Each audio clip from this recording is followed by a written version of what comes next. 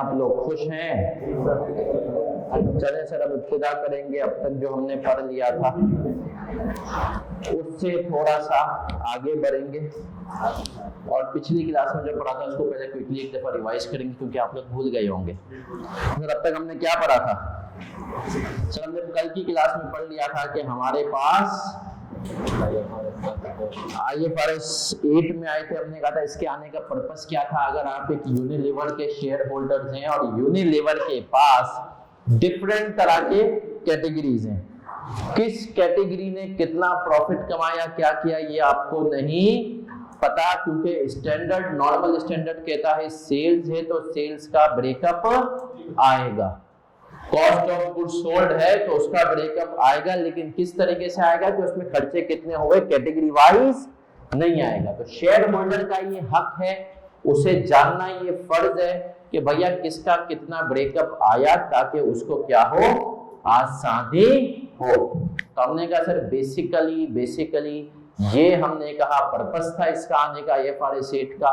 तो IFRS 8 आया और इसने हमसे स्कोप में कहीं कुछ बातें, क्या बातें कहीं ऑनलाइन वाले बच्चों?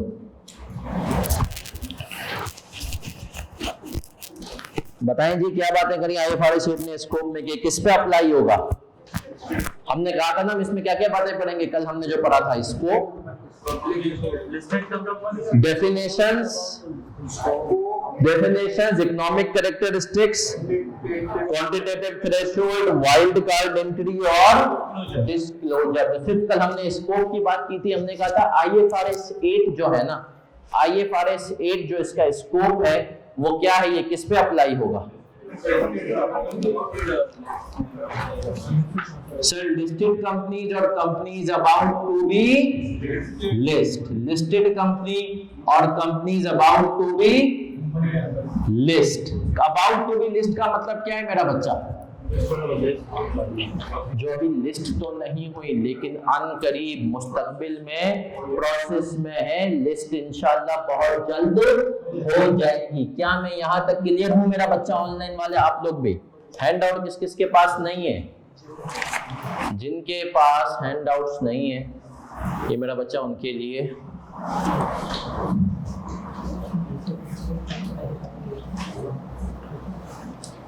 बाकी ऑनलाइन वाले बच्चों को भी जो है, यहाँ पर किसके पास नहीं है भाई?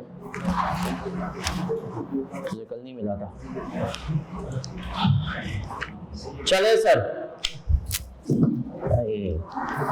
ग्रुप बी की आवाम सुस्त हो रही है, सारे ऑनलाइन को प्रेफर कर रहे हैं। क्यों भाई?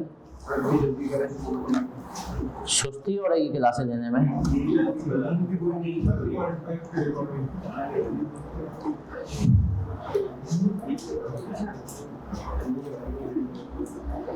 चले सर, मैं हैंड आउट जो बच्चे रिकॉर्डिंग सुनेंगे उनको अगर हैंड आउट नहीं है तो ग्रुप पे है हमारे, इस नंबर पे मेरे मैसेज कर दें तो इंशाल्लाह आपको ग्रुप में ऐड कर दिया जाएगा। तो मैंने नंबर लिखा है ये। बाकी अब हम आएंगे और ऑनलाइन वाले बच्चों आपको हम हैंड आउट की स्क्रीन दिखाएंगे।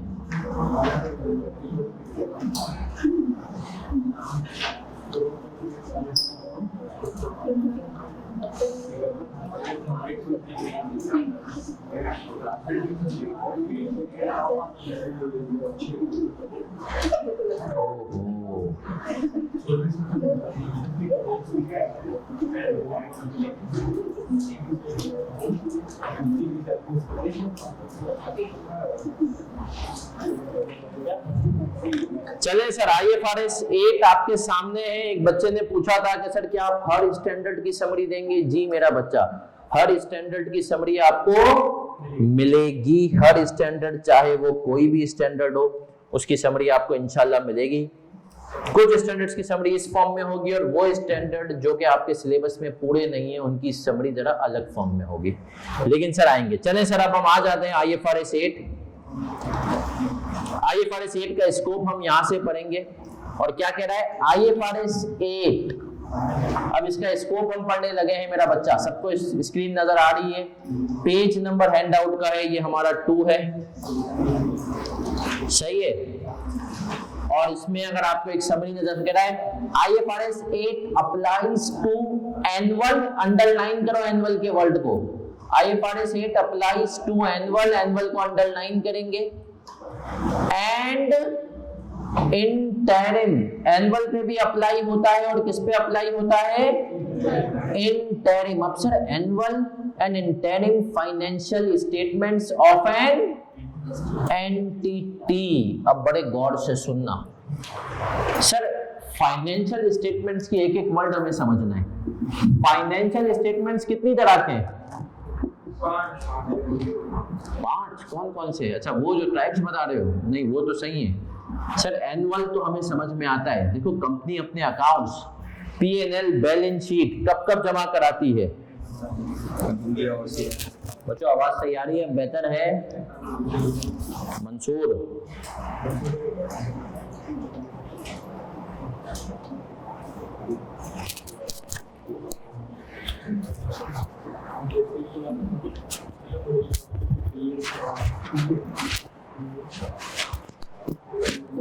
चलिए सर, एनुअल पे अप्लाई होता है। एनुअल का मतलब क्या है?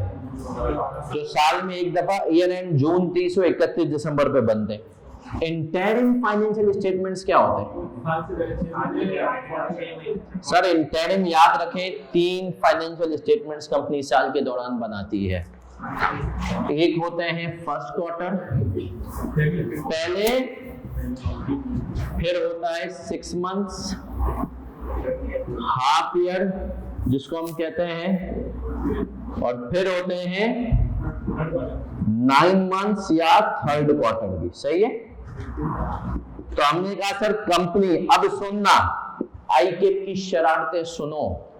आईकेप जो है ना, इसमें से स्कोप में से एमसीक्यू जिसके पूछ चुका है, वो पूछेगा IFRS 8 अप्लाई होता है सिर्फ एनुअल फाइनेंशियल स्टेटमेंट्स में, ट्रू या फॉल्स? तो क्या जवाब है? फॉल्स। एनुअल पे भी अप्लाई होगा, इंटरिम पे भी अप्लाई होगा। सही है सर। और इंटरिम फाइनेंशियल कितनी तरह के होते हैं? 3 तरह के। क्या हम यहां तक क्लियर हैं? ऑनलाइन वाले बच्चों आपको कहना है CC, भूल गए क्या? चले sir, applies to annual and interim financial statement of an entity. It applies to the separate or individual financial statements of an entity. Sir, separate और individual क्या होते हैं? And to the consolidated financial statements of a group with a parent. अब sir ये जो है ना, इसने कहा है ना सेपरेट और इंडिविजुअल और कंसोलिडेटेड, अब इसके ऊपर जरा बात करते हैं। सर कंसोलिडेशन का आप लोग को आइडिया है होता क्या? अभी हम पढ़ नहीं रहे, सिर्फ उसके उसमें जाएंगे। कुछ है आइडिया व्हाट इज कंसोलिडेशन? नहीं सर, देखिए एक कंपनी होती है जिसको हम कहते हैं पप्पा। पप्पा बोले तो पेरेंट। वो एक कंपनी की, अभी के लिए आप याद रखें, अगर 50% से ज्यादा के शेयर्स खरीद ले, 50% टोटल कंपनी में भाई जितने भी शेयर हैं उसका 50% से ज्यादा के शेयर्स खरीद ले, तो दूसरी कंपनी उसकी क्या बन जाएगी? सब्सिडियरी। अब जो पप्पा है ना, उनकी जिम्मेदारी है कि उनको 2 तरह के अकाउंट्स बनाने। कितनी तरह के? एक उनको अकाउंट्स बनाने हैं अपने इंडिविजुअल, जिसमें सिर्फ पप्पा, हम एग्जांपल देते हैं छोटी सी, यूनिलीवर पाकिस्तान UPL, इसकी सब्सिडियरी है UPFL। यूनिलीवर पाकिस्तान लिमिटेड, इसकी सब्सिडियरी है UPFL, Unilever Pakistan foods limited. Foods एक अलग कंपनी है। सही है? अब सर जो UPL है ना, सुनना बड़े गौर से, उसकी जिम्मेदारी है एक अपने इंडिविजुअल बनाया जिसमें सिर्फ UPL के बैलेंस शीट, P&L वगैरह। दूसरा एक उसकी जिम्मेदारी है वो कंसोलिडेटेड अकाउंट्स भी बनाए। क्या बनाए? कंसोलिडेटेड पूरे ग्रुप के अकाउंट्स बनाएगी, जिसके अंदर UPL और UPFL को दोनों की सेल्स को मिला दिया, दोनों के एसेट्स को मिला दिया। उन अकाउंट्स को हम क्या कहते हैं? कंसोलिडेटेड। तो इसने कहा ये इंडिविजुअल पे भी अप्लाई होता है और कंसोलिडेटेड पे भी अप्लाई होता है। इंडिविजुअल पे भी अप्लाई होगा, कंसोलिडेटेड भी। जो कंपनीज कंसोलिडेशन नहीं कर रही वो इंडिविजुअल पे भी बनाएंगी, और अब जो कंपनीज कंसोलिडेशन कर रही हैं तो वो कंसोलिडेटेड पे भी बनाएंगी। ठीक है सर? इसी पॉइंट के ऊपर थोड़ा सा टेढ़ा करके आके अपने एमसीक्यू पूछा, अभी देखेंगे, टेंशन ना ले, आ जाए। ठीक है सर, तो हमने कहा क्या कह रहा है ये शख्स, IFRS it applies to the annual and interim FS of an entity. It applies to the separate or individual FS of an entity and to the consolidated FS of a group with a parent. ठीक है, whose debt or equity instruments are traded in public. अब इसके आगे लिख लें listed company, public market के आगे लिख लेंगे क्या, लिस्टेड कंपनी।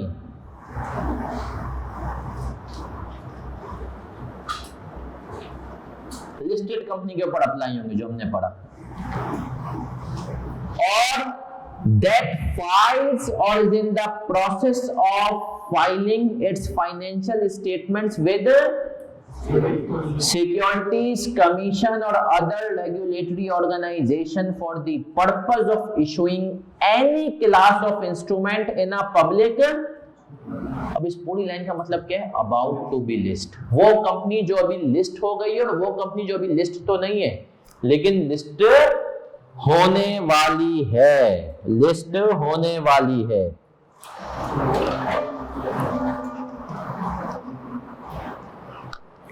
अब सर इसके आखिर में जो है ना एक नोट आ रहा है,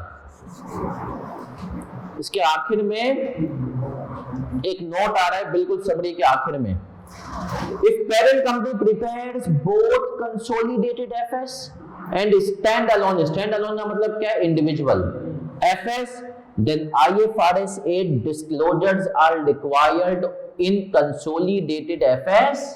अब बड़े गौर से सुनना नौजवानों, बड़ी इंपॉर्टेंट बात है, कॉस्ट कटिंग का जमाना है। कंपनीज देखो, एक यूनिलीवर पाकिस्तान लिमिटेड है ना, जब ये अपने शेयर होल्डर्स को अपने अकाउंट्स बेचती है ना, तो एक बुक बेचती है, उस बुक के अंदर कंसोलिडेटेड भी होते हैं अकाउंट्स और इंडिविजुअल भी होते हैं।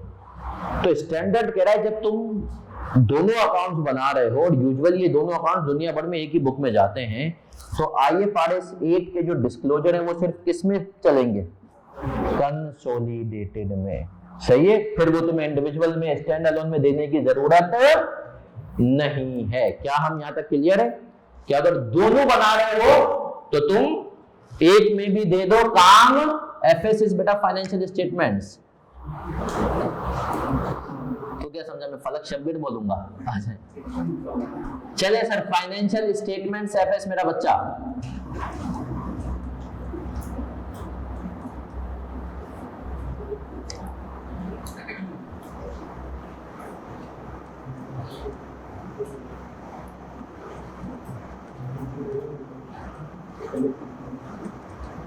बढ़े आगे।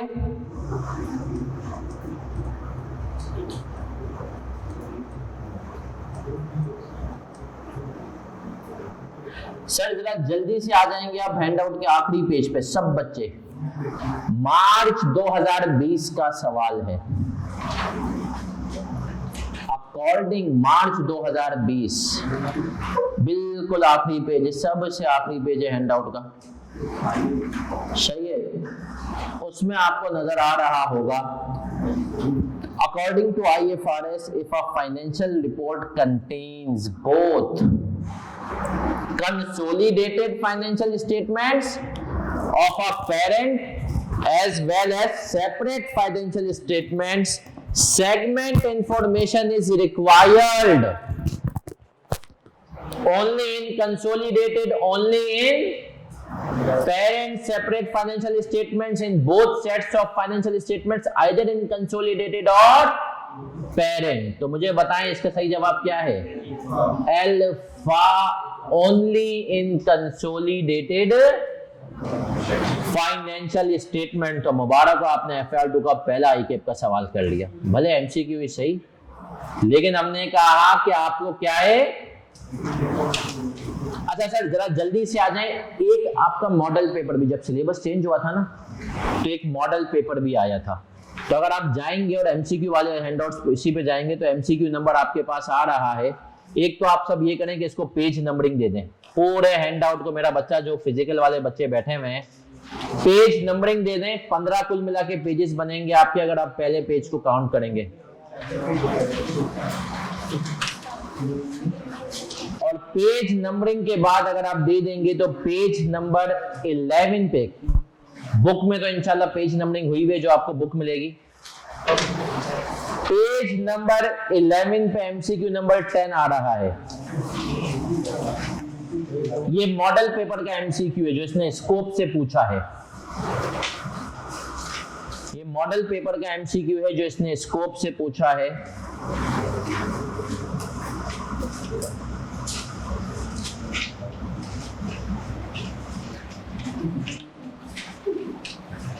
IFRS 8 question number 10 MCQ number 10 मिल गया सबको।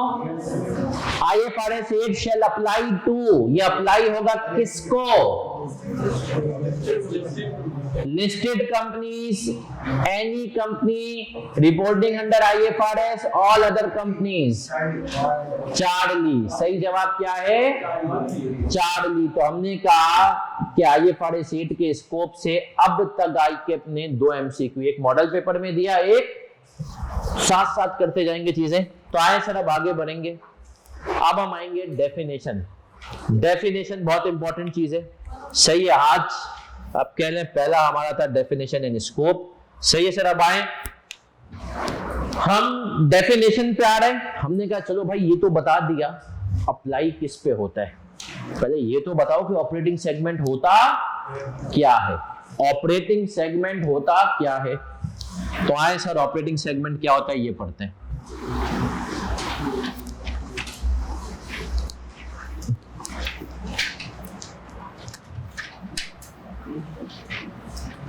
ऑपरेटिंग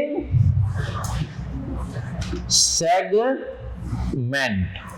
सर ऑपरेटिंग सेगमेंट क्या होता है? सबकी तवज्जो मेरा बच्चा इधर चाहिए। इसकी डेफिनेशन भी पढ़ेंगे, लेकिन उससे पहले हमने कहा कंपोनेंट याद हो इसके कितने हैं? 3 कंपोनेंट। कितने हैं? 3 कंपोनेंट। तो डेफिनेशन पे आएंगे और एक एक कंपोनेंट को मेरा बच्चा देखते हुए जाएंगे।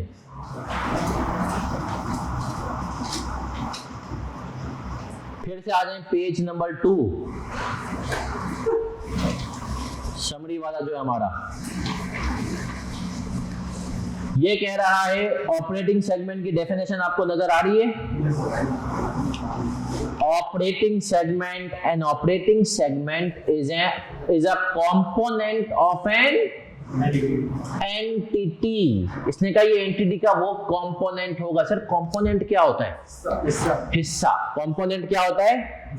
अब बड़े गौर से सुनना सर, जब हम हिस्से की बात करते हैं ना, तो हमने कहा हिस्से के अंदर हमारे पास डिपार्टमेंट भी आ जाता है एक, और पूरे का पूरा एक सेगमेंट भी आ जाता है। अब डिपार्टमेंट क्या होता है? जैसे कि हमने कहा एक ट्रेजरी डिपार्टमेंट है हमारा, क्या होता है अभी बताऊंगा, सही है। सेगमेंट, यूनिलीवर ने कहा वॉल्स हमारा एक सेगमेंट है। सेगमेंट बड़ी चीज होती है, एक सेगमेंट के अंदर डिफरेंट डिपार्टमेंट्स हो सकते हैं, सही है सर। वॉल्स का अपना फाइनेंस है, तो वो वॉल्स पूरा सेगमेंट, उसके अंदर अलग एक डिपार्टमेंट और डिपार्टमेंट भी। तो component is a broad word.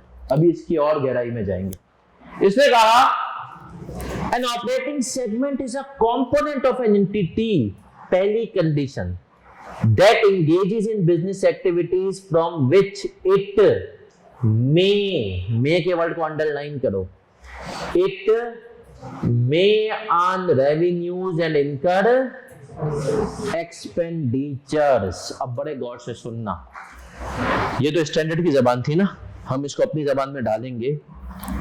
ability to earn and expense. अब बड़े गौर से सुनना, इसने कहा ऑपरेटिंग सेगमेंट जिसको तुम कह रहे हो ना, उसके अंदर पहली कंडीशन 3 है। पहली के उसके अंदर सलाहियत होनी चाहिए कि वो खुद कमा भी सके और खर्च भी कर सके। और खर्च करने की सलाहियत तो सब में है। तुम में से बहुत सारे लोग हैं जो अभी खुद कमाते हैं, लेकिन खर्च तो माशाल्लाह बहुत कुछ कर देते हैं, है ना।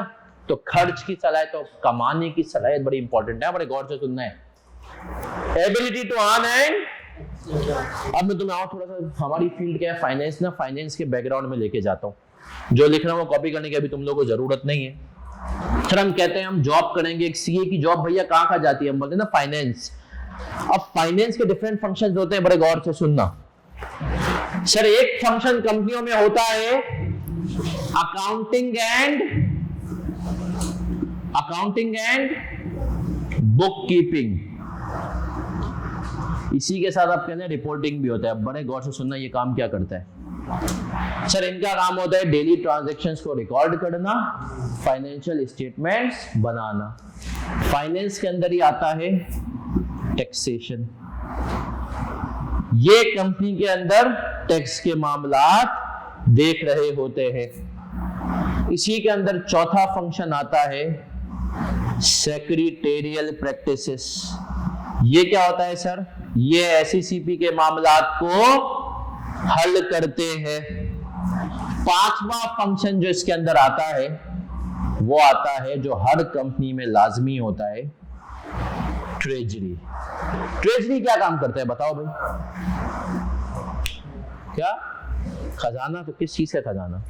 ट्रेजरी का काम होता है जब कंपनी के पास पैसे नहीं हैं तो सस्ते सूद पे पैसा लेकर दे, और जब पैसे ज्यादा हैं तो अच्छी जगह इन्वेस्ट करके ज्यादा। ये अलग ही होता है। ये डिपार्टमेंट जो है इसकी रमजान में बड़ी मौजें होती हैं, क्योंकि इसके पास सबको पता है पैसा है, या तो ये पैसा देगा या तो पैसा लेगा, तो कंपनी को सूद देगा। तो रमजान में जो यूनिलीवर टाइप के ट्रेजरी डिपार्टमेंट होता है ना, उनके पास 30 दिन बुक चलते हैं अफ्तारी के। ये वाला बैंक बुला रहा है, ये वाली इंश्योरेंस कंपनी बुला रही है, सही है, क्योंकि इनको सबको पता होता है यार इनको खुश रखोगे ये हमें काम दिलवाएंगे। तो ट्रेजरी डिपार्टमेंट। अब सुनना सर, जो accounting and book keeping and reporting वाला डिपार्टमेंट है, मुझे बताएं क्या इसके अपने खर्चे होंगे? हाँ सर। क्या इसकी अपनी कोई इनकम बनाने का जरिया है? नो। टैक्सेशन, इसके अपने खर्चे होंगे? हाँ। क्या इसकी अपनी इनकम बनाने का कोई तरीका है? No sir. सेक्रेटेरियल प्रैक्टिसेस, ये फॉर्म ए, फॉर्म 20, क्या इनके अपने खर्चे हैं? हाँ। एक्सपेंस एंड इनकम है, इसके एक्सपेंस भी है और इसकी इनकम भी है। ये कंपनी को इन्वेस्टमेंट इनकम भी कमा के देता है और कंपनी के इसके अपने खर्चे भी हैं, सही है सर? तो मुझे बताओ ऑपरेटिंग सेगमेंट की जो पहली कंडीशन है वो कौन सा डिपार्टमेंट मीट कर रहा है? Treasury department. जी बेटा, इसके अंदर एक एसईसीपी के मामलात देखता है। कंपनीज को साल के अंदर एसईसीपी का रिटर्न फाइल करना होता है, डिफरेंट डायरेक्टर्स के जो है ना डिफरेंट रिटर्न होते हैं वो सब फाइल करने होते हैं। सर ट्रेजरी पहली कंडीशन मीट कर आया समझ में? अब एक सवाल पूछूंगा, इसका जवाब देना है हाँ या ना। आजकल किसका दौर है? स्टार्टअप का। किसका दौर है? मैं हमेशा क्लासों में बच्चों को बताता भी हूँ कि देखो हमारे बच्चे की मांग क्यों ज्यादा है, क्योंकि घोड़ा चला गया स्टार्टअप पे। बोलते अपना बिजनेस करूंगा, अपना धंधा स्टार्टअप करूंगा, उस पर सीड्स फंडिंग आएंगी, मुझे उसकी अय्याशी करूंगा। मैं ऐसे एक बंदे को जानता हूँ, मेरा क्लाइंट था, अब तो करो बहुत बड़ी चीज माशाल्लाह हो गई है। वो लम्स का ग्रेजुएट, टोपी बनाने में बहुत माहिर। उस बंदे ने एक काम किया, एक ट्रैवल एजेंसी टाइप की कोई चीज बनाई, और आप यकीन माने जब तक बनाई तब तक इसने ऑन एवरेज महीने का उसने 25 लाख का लॉस किया। लेकिन लम्स का बंदा था, कभी इसको पकड़ के पैसे निकाले, कभी उसको पकड़ के पैसे निकाले, मतलब फंडिंग लेता था। उसने सबको कहा कि मैं तुम्हें कमा करके, उसने कमाया कैसे? उसने पूरा एक खर्च बनाया और उसके बाद लॉस मेकिंग स्टार्टअप एक सिंगापुर की कंपनी को बेच दिया। सही है, सिंगापुर की कंपनी को वो लॉस मेकिंग स्टार्टअप बेचा और उसके ऊपर उसने 7 करोड़ रुपए की गुडविल ली। मगर उसने कहा मेरे स्टार्टअप की वैल्यू 3 करोड़ है, तो मुझे कितने में दो? 10 करोड़ में खरीद लो। सही है सर? तो स्टार्टअप से क्या कर रहा था वो? शुरू में कैश लगाए जा रहा है, कैश लगाए जा रहा है, नुकसान में था इफेक्टिवली।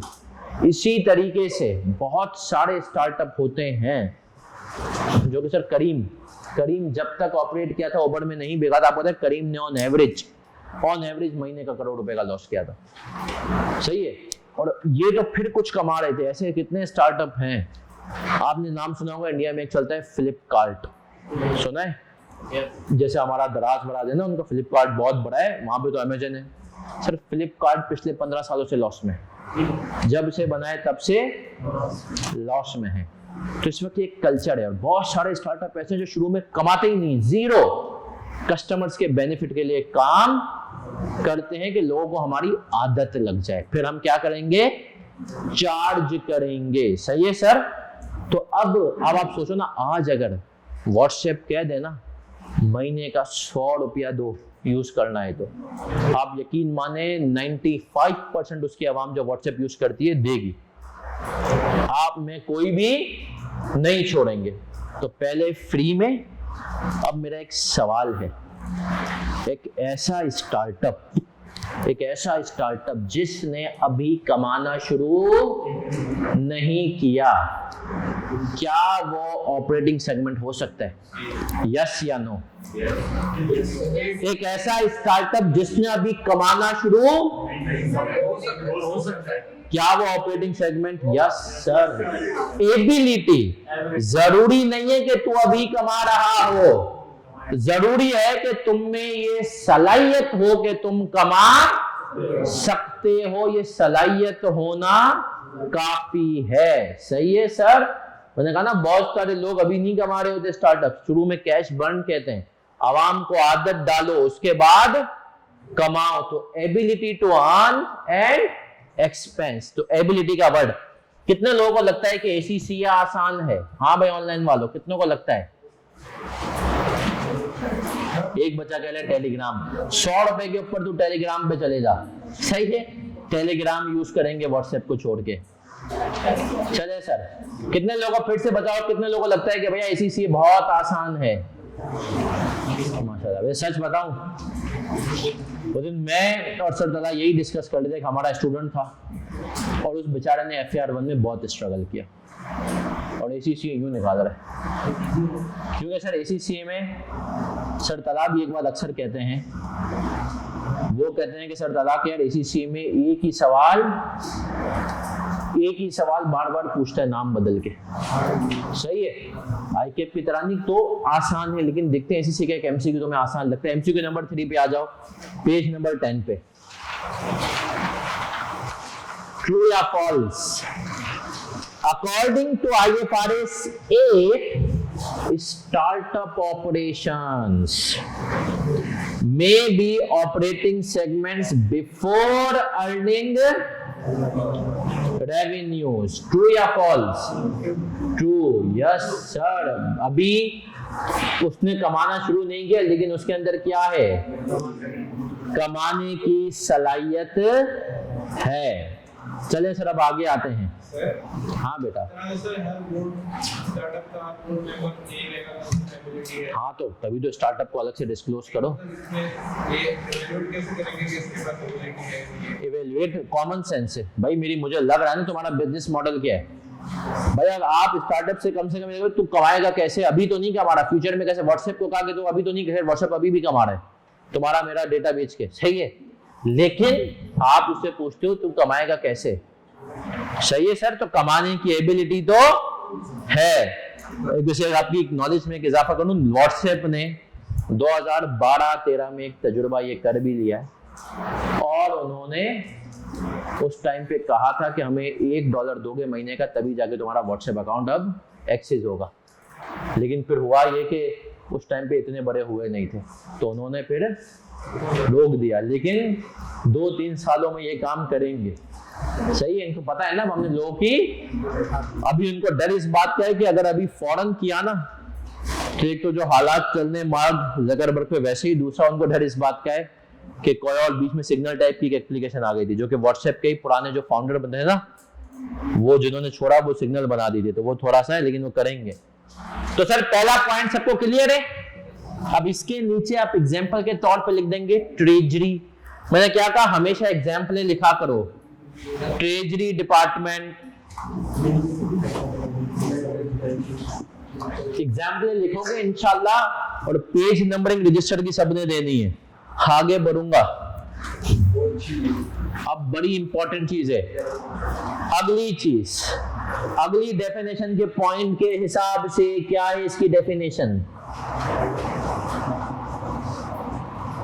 सर ये कह रहा है whose operating results are regularly reviewed by entities chief operating decision maker to make decisions about resources to be allocated to the segment and assess its।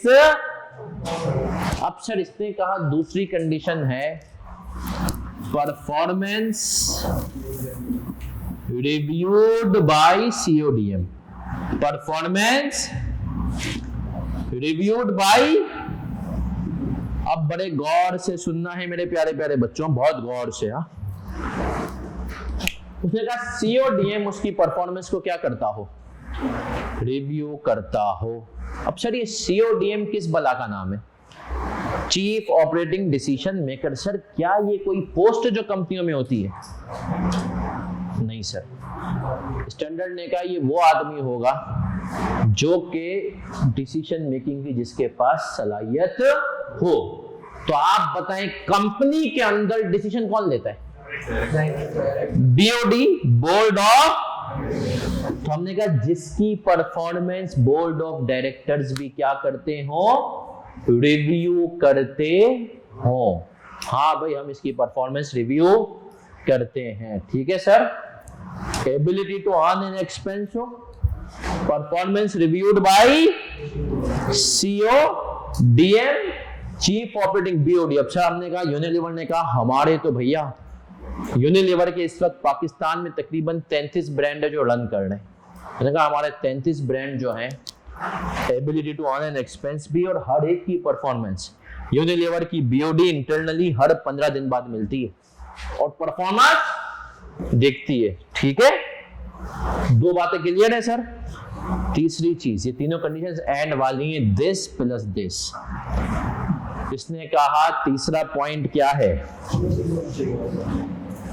कह रहा है for which discrete financial information is available, for which discrete का मतलब क्या होता है, अलग से। financial information is, हमने कहा separate financial information is maintained, separate financial information is maintained. अब मैं आपको दो इसकी एग्जांपल दूंगा। सर एक तो हम गोश्त खरीदते हैं नॉर्मल दुकान वालों से, लेकिन पाकिस्तान में इस वक्त गोश्त बेचने वाली सबसे बड़ी कंपनी कौन सी है? Meat one. कौन सी है सर? मीट वन, सही है। मीट वन सबसे बड़ी कंपनी जो पाकिस्तान में गोश्त, अब उनका काम क्या है? गोश्त बेचना, सही है। लेकिन जब वो गोश्त बेचते हैं तो एक और दिन की, जो लास्ट मुझे पता था ना, तकरीबन दिन के उनके शायद कुछ पूरे पाकिस्तान भर में 6 से 7 हजार जानवर ज़िबा होते हैं। 6 से 7 हजार जानवर दिन के वो ज़िबा पाकिस्तान में, कराची लाहौर में उनकी ज्यादा कटेंगे, बट जाहिर सी बात है बड़ी कॉम्पिटिटिव इंडस्ट्री है। अब सर जब वो जानवर ज़िबा करते हैं तो जानवर से सिर्फ गोश्त नहीं निकलता, बहुत सारे आपने कॉस्ट अकाउंटिंग में पढ़ा हुआ या कुछ लोग पढ़ेंगे, बाई प्रोडक्ट भी निकलते हैं। तो हमने कहा जैसे कि फैट भी निकलता है, चर्बी भी। और चर्बी जो है सर, जो चर्बी है वो भी बिकती है। अब मीट वन कहता है कि देखो भाई हम गोश्त बेचते हैं, जितनी भी कॉस्ट आती है वो सब गोश्त पे डाल देते हैं, चर्बी की सिर्फ हम एज सेल्स के तौर पे रिकॉर्ड करते हैं, उसके अलावा चर्बी का कोई डेटा वेटा के मेंटेन। तो मुझे बताओ चर्बी जो है, चर्बी का सपोज करो उनका एक अलग से सेगमेंट है, उसके पास ability to earn and CODM सिर्फ उसकी सेल्स रिव्यू करता है, उसकी कॉस्ट रिकॉर्ड ही नहीं होती, तो क्या उसकी डिस्क्रीट फाइनेंशियल इंफॉर्मेशन अवेलेबल है? नहीं। तो चर्बी ऑपरेटिंग सेगमेंट नहीं है। एग्जाम्पल के तौर पर लिख दो fat in case of meat one. अब इसकी एक और एग्जांपल सुनो सर। यूनिलीवर जो है ना, सनसिल्क में, स्पेसिफिकली सनसिल्क में परफ्यूम बहुत अच्छा यूज करता है, सही है। और यहाँ का जो परफ्यूम होता है ना वो तो कुछ भी नहीं है, एक्चुअल तो मैंने एक दफा, हम लोग थे यूनिलीवर में, खैर मैं जॉब नहीं हुआ उस टाइम पे, स्टॉक काउंट पे गया था फर्ग्यूसन की तरफ से रहीम यार खान। तो मैंने कहा परफ्यूम कितना अच्छा है ना उस बंदे को, जो बंदा, तो भाई ये तो कुछ भी नहीं है, मतलब जो इसका असल परफ्यूम जो यूके वगैरह में हम यूज करते हैं ना, उसके मुकाबले में कुछ भी नहीं था। मैंने कहा यहाँ पर वो क्यों यूज नहीं कर सकते, मतलब हमारे साथ गोरा जो है डिस्क्रिमिनेशन करता है?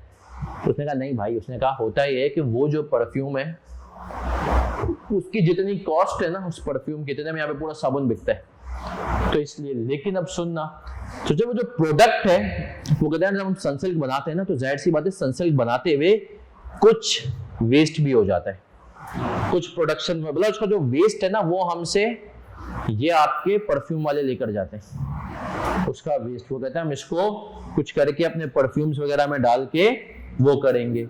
तो यूनिलीवर लेकिन उसके जो वेस्ट था ना उसको एज अ स्क्रैप के तौर पे बेचता था, उसकी कोई इंफॉर्मेशन मेंटेन।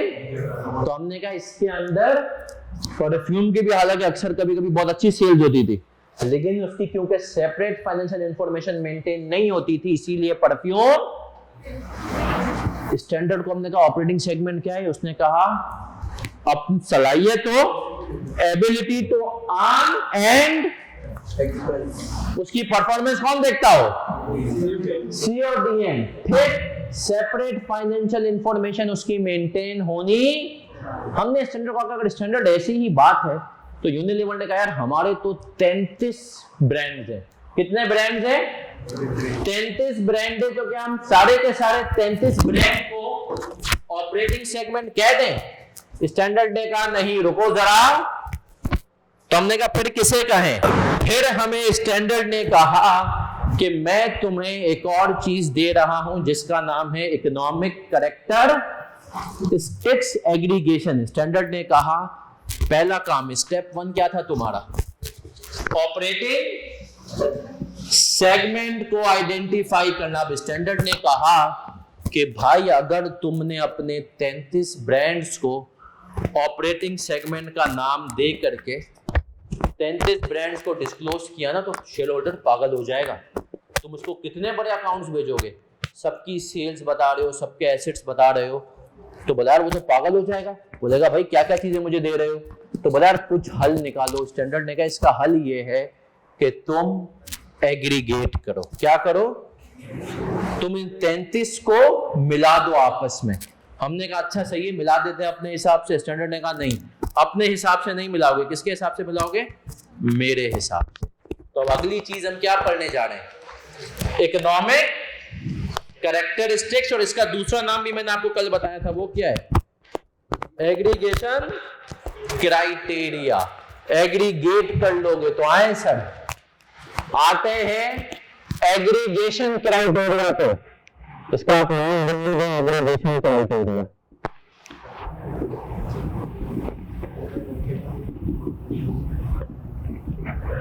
इसने कहा भैया जहां तक होता है डिफरेंट सेगमेंट को क्या करो, एग्रीगेट। 35 को कंसिडर नहीं कर सकते, शेयर होल्डर पागल हो जाएगा।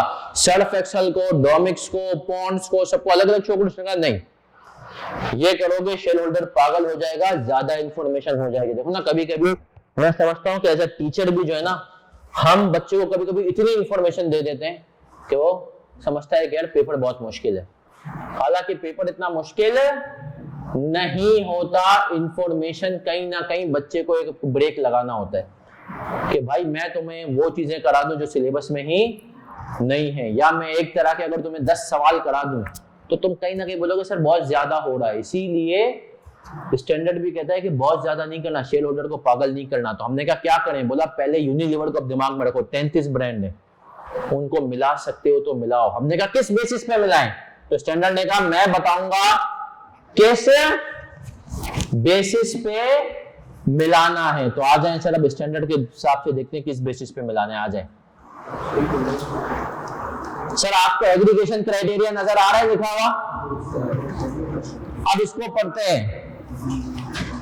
2 or more segments may be aggregated if segments are similar in each of the following respects. बोला अगर सेगमेंट इन तमाम चीजों में सिमिलर हैं, एक जैसे हैं, तो इनको क्या करोगे, मिला दो। हमने कहा ठीक है।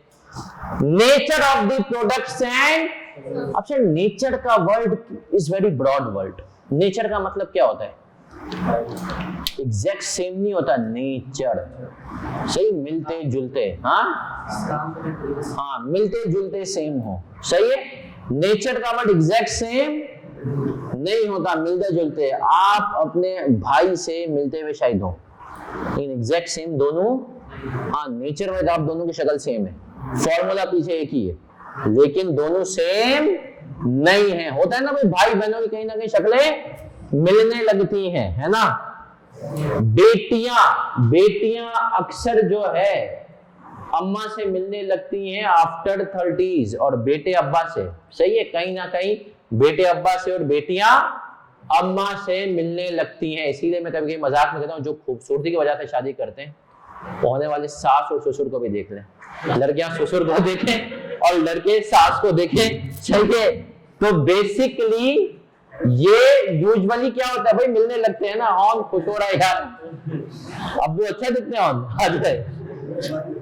चले सर। हमने कहा नेचर वाइज, नेचर का वर्ड बड़ा इंपॉर्टेंट है।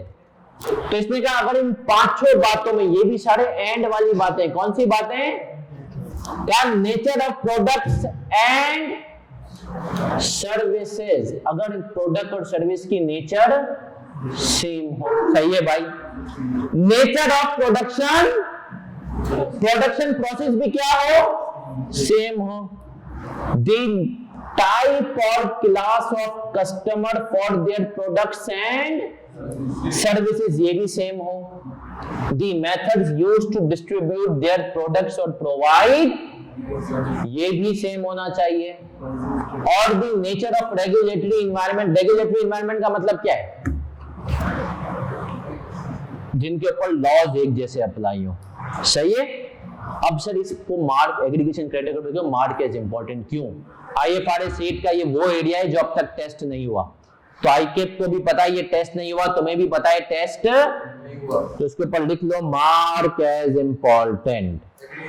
एग्रीगेशन क्राइटेरिया क्या क्या लिख लो, मार्क एज इंपॉर्टेंट, ये इंपॉर्टेंट आपको मार्क कर लेना है, ऐसा ही है सर। अब आ जाए, अब आप यूनिलीवर के दिमाग में लाएं दो प्रोडक्ट, सनसिल्क और लक्स, और मुझे बताएं सनसिल्क और लक्स क्या एग्रीगेट कर सकते हो, मिला सकते हो? कितने लोग कह रहे हैं यस सर कर सकते हैं? कितने लोग कह रहे हैं नो सर? ऑनलाइन वाले आप भी बताएंगे नहीं कर सकते, सनसिल्क और लक्स को मिला नहीं सकते। फिर से सर कितने लोग कह रहे हैं सनसिल्क और लक्स हम मिला सकते हैं? जल्दी बताएं एक साथ, मतलब एग्रीगेट कर सकते हैं IFRS 8 के लिए। कितने लोग कह रहे हैं कि नहीं कर सकते ऑनलाइन वालों? सर जो लोग कह रहे हैं कर सकते हैं, यकीन मानो इनको तुम साबुन दो या शैम्पू, ये पूरा नहा के निकलेंगे। इनको फर्क नहीं पड़ता, सही है सर। ये बड़ी लड़कों को फर्क नहीं पड़ता, बोलते साबुन हो या शैम्पू हो, सही है भाई, साबुन भी कोई सा हो शैम्पू भी। तो भाई जो लोग कह रहे हैं कि सर एग्रीगेट कर सकते हैं, बिल्कुल ठीक कह रहे हैं। स्टैंडर्ड भी कहता है साबुन, शैम्पू, ब्यूटी क्रीम्स, ये सारे के सारे एक कर सकते हो। जो कल बताया था ना यूनिलीवर की कितनी कैटेगरीज है? 4। कौन कौन सी? Home care, personal care, foods और रिफ्रेशमेंट्स। और रिफ्रेशमेंट में मजीद कितनी चीजें? टी और आइसक्रीम। सर अब हम बात करेंगे पर्सनल केयर की। हमने कहा कि सर इसमें आपके पास सबसे पहले आता है आप सबका फेवरेट सनसिल्क, क्लियर और ग्लो एंड लवली और पॉन्ड्स, एक और भी है शैम्पू। टोनी एंड गाई। अब ये तुम लोग गरीबों को नहीं बताओ। यूनिलीवर ने एक शैम्पू, आपने कहीं ना कहीं किसी ना किसी ने सर अगर देखा हो तो डिफेंस के अंदर तो टोनी एंड गाई नाम का एक सैलून भी है, वरना सर टोनी एंड गाई यूनिलीवर का एक शैम्पू था। मैं जिस टाइम पे था वो ड्राई शैम्पू था। अच्छा, ड्राई शैम्पू क्या होता है? जिससे आपके बाल भी धुल जाएं और आपको नहाने की भी जरूरत ना पड़े। सही है। अब ये बना था बाहर के लिए, भाई गोरा नहाता वाता नहीं है, आप तो माशाल्लाह सफाई पाकिज़गी का ख्याल रखें। सही है। एशियन तो यूनिलीवर ने वो टोनी एंड गाई इंपोर्ट किए कुछ कि भाई हम इसको जो है यहां पर बेच के देखेंगे, चल गए तो हम शैम्पू निकाल देंगे। अब पड़े रहे इम्तियाज में। तो लोगों ने कहा अबे नाहिद भिजवा दे, नाहिद हालांकि महंगे प्रोडक्ट से वो है, लोगों ने खरीदा ही। फिर यूनिलीवर ने क्या किया, रमजान में वो अपने एम्प्लॉइज को जो पुराना माल होता है ना एक्सपायरी के करीब, वो यूनिलीवर एम्प्लॉइज को भर के देता है। और यकीन मानो तुम्हारे घर वाले उसका बड़ा इंतजार करते हैं, क्योंकि 8-10 हजार का आप सोचें आपके पास साबुन भी आ रहे हैं, शैम्पू भी आ रहे हैं, जिनकी 1-1.5 महीने की 2 महीने की क्या होती थी, मतलब हम रमजान में ना पूरा कार्टन लेके आते थे घर पे। तो वो बेसिकली उनका एक वो था। तो यूनिलीवर ने टोनी एंड गाई को उसमें निकाल दिया। सही है। इसी तरीके से एक और कंपनी का मैं ऑडिट कर रहा था, वो कंपनी डाबर आपने हाजमोला, डाबर आमला। तो उन्होंने भी एक बोला हम एक नई चीज लेकर आएंगे, यूरोप में बड़ी चलती है, वो होता है ट्रांसपेरेंट शैम्पू। उसने कहा केमिकल से पाक, वो लेकर आ रहे हैं। मैंने कहा भाई ये वो आवाम है जो नहाते हुए फारिग होती है, पानी जब भर रहा है, शैम्पू के पूरे इंग्रेडिएंट्स पड़ती है, इसको तुमने बगैर कलर का शैम्पू दिया, इसको शैम्पू वाली फील ही नहीं आएगी, नहीं चलेगा। और वाकई में नहीं चला। तो कंपनीज कभी ये काम हम इस पे आते हैं। सर हमने कहा 5 चीजों में एग्रीगेशन क्राइटेरिया के सेम होने चाहिए। पहली चीज क्या है? नेचर। अब हमने कहा नेचर के हिसाब से साबुन हो, शैम्पू हो, क्रीमें हो, तुम्हारी खूबसूरती के लिए आ रहे हैं। सही है। तुम्हारी साफ सफाई खूबसूरती के लिए नेचर के हिसाब से क्या है? Sir nature of product and service same है, नेचर ऑफ प्रोडक्शन प्रोसेस भी सेम है। सर मतलब सब केमिकल की मिक्सिंग है ना भाई, किसी में केमिकल को जमा दो साबुन बन गया, किसी में वैसे ही दे दो तो शैम्पू, मतलब कोई प्रोसेस सेम है। सही है सर। कोई अलग तरह के रॉ मटेरियल नहीं है। जैसे ऑटोमोबाइल है, उसमें तो आपने कहा ना कि रॉ मटेरियल ही अलग है। टाइप और क्लास ऑफ कस्टमर, यकीन माने सारे इंसान यूज करते हैं, कोई भालू यूज नहीं करता यूनिलीवर का प्रोडक्ट। सही है। आपने कहा भालू के लिए, कुत्ते के लिए, बिल्ली के लिए कोई यूनिलीवर ने शैम्पू, तो क्लास और कस्टमर भी। सर अगर याद रखें, ये मैं आपको फिर कह रहा हूं, ये इंपॉर्टेंट एरिया है, मैंने क्विज भी इसी के ऊपर बनाया, अभी से बता रहा हूं, ये अब तक आई के अपने टेस्ट। तो अगर टाइप और क्लास ऑफ कस्टमर की बात आए तो उसमें इंसान एक टाइप और क्लास है, मर्द औरत बच्चा ये अलग अलग टाइप इंसान। तो हमने कहा टाइप और क्लास ऑफ कस्टमर भी सेम है। चौथा point, method used to distribute them, वो भी क्या है? यूनिलीवर का मॉडल है जो बड़े हाथी है उनको बेचती है और डिस्ट्रीब्यूटर को बेचती है। बड़े हाथी कौन है? इम्तियाज वगैरह, एक यूनिलीवर की सेल्स इनको होती है, बाकी यूनिलीवर के डिस्ट्रीब्यूटर है जैसे प्राइम डिस्ट्रीब्यूटर्स है और अबू दाऊद वगैरह है। अबू दाऊद इन सबको यूनिलीवर बेचती है, इनकी जिम्मेदारी लगाती है गली मोहल्ले में तुम बेचो। सही है। तो सेम है। पांचवा, रेगुलेटरी एनवायरनमेंट भी क्या है? Nature wise. अच्छा नेचर वाइज मतलब क्या है? मिलती जुलती चीजें हो। तो खैर ये तो यूनिलीवर ने का साबुन हो, शैम्पू हो, सब पे हो। इसमें पाकिस्तान के कॉस्मेटिक लॉज अप्लाई होते हैं कि किसी इंसान को कोई नुकसान। तो यूनिलीवर क्या करती है? पूरे पर्सनल केयर को एक साथ शो करती है। इसी तरीके से यूनिलीवर फूड और रिफ्रेशमेंट्स को भी एक साथ शो करती थी। मतलब इंसान का खाने पीने के काम आ रही है ना चीजें, फूड हो या रिफ्रेशमेंट हो। और होम केयर को तो यूनिलीवर 33 ब्रांड्स को कितने में बंद कर देती है? 3 में। Home care, personal care, foods and refreshment. बोला हाँ इनकी अलग अलग सेल्स वगैरह सब ऐसे बता देंगे। क्या हम यहां तक क्लियर है? हाँ एक और एग्जांपल, केएनएस की बात करें अगर हम, तो सीए और एसीसीए, बताओ क्या दोनों एक ही हैं या अलग अलग हैं? पहला चीज nature of product and service. Nature of product and service same है? हाँ sir, nature of product and service. अब जो सर्विस दे रहे हैं वहां पर भी टीच करना है, यहां पर भी। दूसरा प्रोडक्शन प्रोसेस। सर क्या प्रोडक्शन प्रोसेस भी सेम है? यस और नो? हाँ सर, प्रोडक्शन प्रोसेस भी सेम है ना सर। वहां पर भी क्लासों में कैमरे टीचर पढ़ा रहे हैं, सही है। वहां पर भी आगे के पेपरों में बच्चे जो है रिकॉर्डिंग ज्यादा प्रेफर कर रहे हैं, यहाँ पे भी प्रेफर कर रहे हैं, सही है। शुरू के पेपर में बच्चे फिजिकल प्रेफर करते हैं, सब बिल्कुल ऐसा ही है।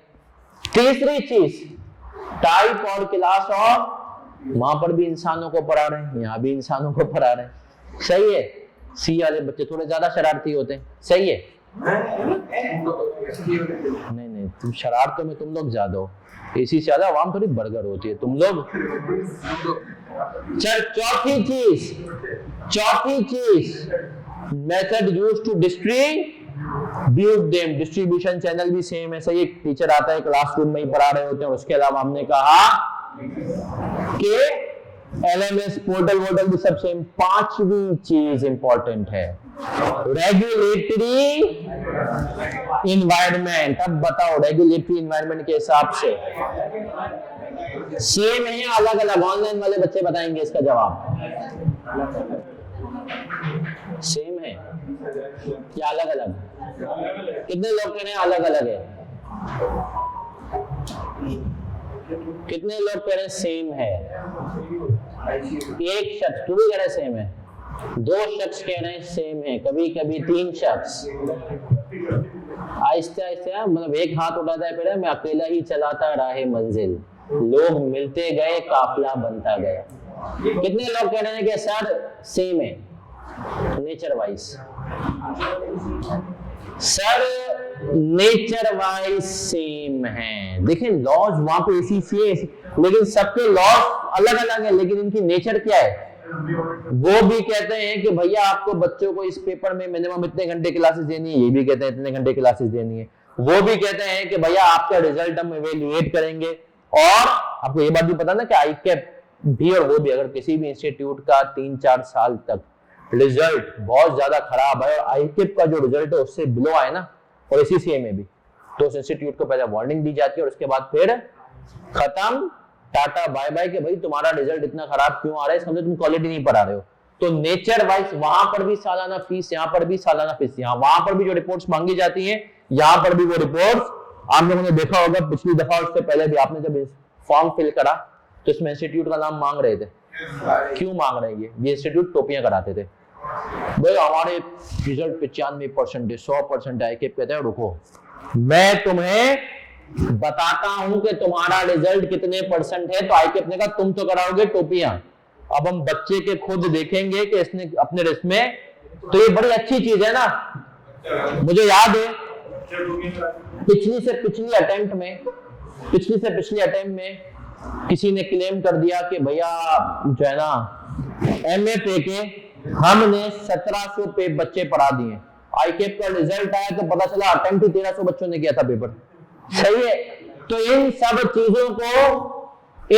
चीजों को रोकने के लिए हमने कहा कि सर हमारे पास क्या आता है, ये वाला कॉन्सेप्ट। तो अब आईसीसी और सीए नेचर वाइज मेरा बच्चा क्या हो गए? सेम। तो केएनएस के लिए एसीसीए। अब अगर मैं आपको कहूं केएनएस का जो कॉलेज एग्जाम्पलर, क्या ये इसमें आएगा? नहीं सर, एग्जाम्पलर इसमें क्यों नहीं आएगा? हमने कहा नेचर भी अलग है और दूसरा वहां पर बोर्ड इंटर बोर्ड सुपरवाइज करता है। 1 मिनट रुकना ऑनलाइन वाले बच्चों, ये थोड़ा सा जो आपको मसला हो रहा है। चले सर आगे बढ़े क्या? नहीं कोई ब्रेक नहीं बेटा, छोटी सी क्लास में भी तुम्हें ब्रेक चाहिए।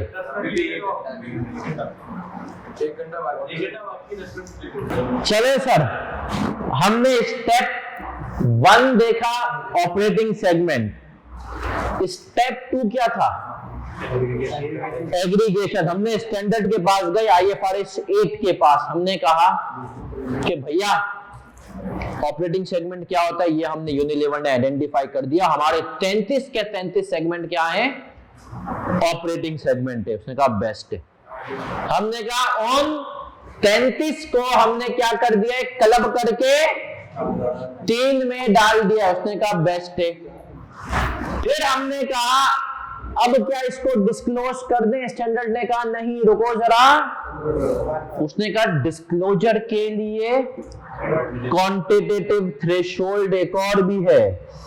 उसने कहा अब एक तुम्हें क्राइटेरिया बता रहे हैं। क्या बता रहे हैं? क्राइटेरिया।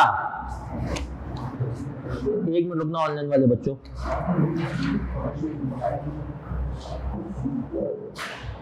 उसने कहा भैया डिस्क्लोजर के लिए तुम्हें अब एक क्राइटेरिया बता रहे हैं, वो क्राइटेरिया अगर फुलफिल होगा तो तुम डिस्क्लोज करोगे, अगर वो क्राइटेरिया फुलफिल नहीं हुआ तो डिस्क्लोज। यूनिलीवर बेचारा 33 से 3 पर आया, अभी तक उसने डिस्क्लोज करने की इजाजत है। उसने कहा अब आ जाओ क्वांटिटेटिव थ्रेशोल्ड। इसने कहा ये कुछ थ्रेशोल्ड है जिनकी बेस पे आपको उनकी इंफॉर्मेशन डिस्क्लोज करनी है। तो आप ये समझे, बच्चे ने ऑपरेटिंग सेगमेंट को आइडेंटिफाई किया, उसने एफसी पास किया। फिर कैफ में आया। कैफ का मतलब एग्रीगेशन क्राइटेरिया, अभी भी क्वालिफाई नहीं हुआ है। थर्ड क्या है? सी फैप। अब सी फैप में पहुंच चुका है, उसको हम क्या करें? क्वांटिटेटिव। इसने कहा जो ये थ्रेशोल्ड पूरा करेगा भाई वही डिस्क्लोज होगा। अब हमने कहा अच्छा भाई क्वांटिटेटिव थ्रेशोल्ड है क्या चीज? तो आए पढ़ते हैं। 3 थ्रेशोल्ड। अब यहां से हमारी प्रैक्टिकलिटी शुरू हो जाएगी। अब सवालात कॉन्सेप्ट्स के साथ साथ प्रैक्टिकल भी होते जाएंगे। अब अगर आप आ जाएं पेज नंबर 2 पे ही, क्वांटिटेटिव थ्रेशोल्ड पे आते हैं।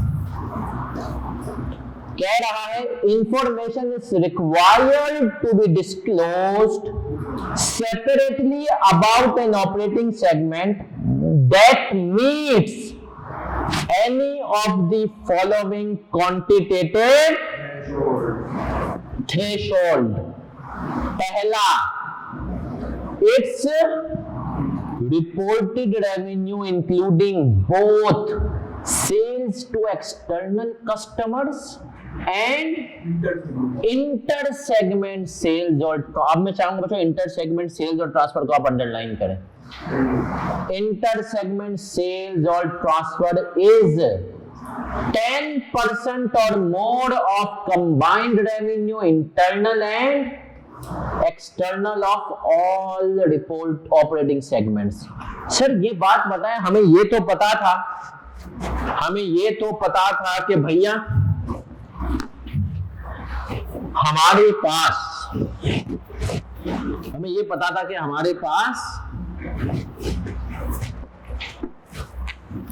एक्सटर्नल सेल्स होती है। इंटरनल सेल्स क्या चीज है? इंटरनल सेल्स क्या चीज है? किसी को आइडिया है? इंटरनल सेल्स क्या होती है?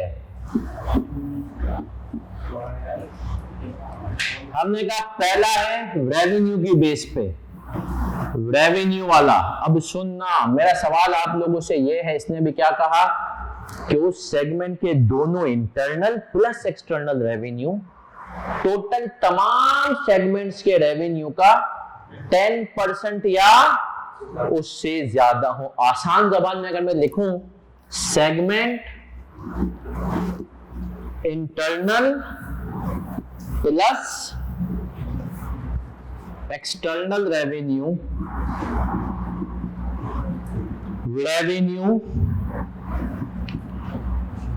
Is greater then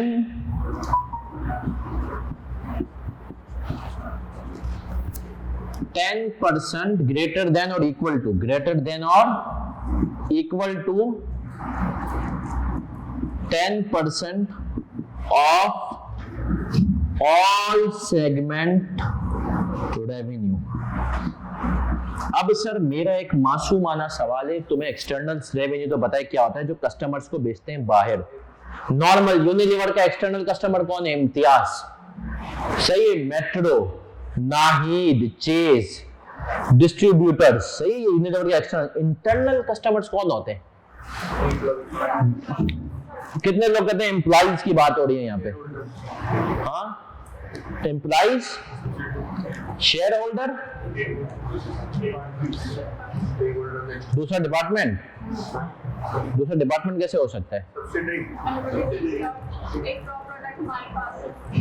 process costing पढ़ा है? अब सर प्रोसेस 1 से प्रोसेस 2 में एक चीज जा रही है, ये डिपार्टमेंट होता है। बड़े गौर से सुनना, ये कहाँ होता है, बड़े गौर से सुनना, बहुत इंपॉर्टेंट बात कर रहा हूँ। यूनिलीवर की प्रैक्टिकल एग्जांपल देखो, कोशिश करूंगा प्रैक्टिकल एग्जांपल ले दूं। 90% एग्जांपल यूनिलीवर की होंगी क्योंकि उसमें मैंने बिजनेस सीखा है, बिजनेस को देखा है उस कंपनी में रहते हुए 2 साल में। तो अब सुनिएगा सर, यूनिलीवर जो मैदा लेता है ना, मैदा कहें आटा कहें, वो आपको पता है जो आपके कॉर्नेटो का कोन बनता है वो, और जो नूडल्स में होता है, वो दोनों की बुनियाद सेम होती है। तो वो बेसिकली होता क्या है, उसकी प्रोक्योरमेंट और इसकी इनिशियल प्रोसेसिंग करता है यूनिलीवर आइसक्रीम। यूनिलीवर मतलब वॉल्स, फिर वॉल्स उस मैदे को बेचता है यूनिलीवर फूड्स को। तो अब आप देखिएगा सर, वॉल्स एक तो अपनी आइसक्रीम बेच रहा है किसको? डायरेक्ट कस्टमर को, एक्सटर्नल, सही है, इम्तियाज में बिक रही है, उधर उधर दुकानों पे बिक रही है वो। लेकिन वॉल्स एक तो हमने कहा एक्सटर्नल कस्टमर्स को बेच रहा है, उसके अलावा वॉल्स अपना दूसरा दे रहा है फूड्स को भी मैदा। उसको कह रहा है भाई देखिए मैदा है, ये उन्होंने बोला जाहिर सी बात है एक ही चीज है, दोनों में बस शेप अलग अलग होनी है। उन्होंने कहा एक जगह प्रोसेस करते हैं, तो वो कहता है भाई मैंने प्रोसेस कर लिया, लेकिन मैं आपको ये फ्री में नहीं बेचूंगा, इस पे अपना प्रॉफिट रख के बेचूंगा। तो ये क्या हो गई? Internal sales. ये क्या हो गई? Internal sales. इसकी एक और एग्जांपल दो प्रैक्टिकल। सर फार्मास्यूटिकल कंपनीज की बताओ सबसे बड़ी कॉस्ट कौन सी होती है?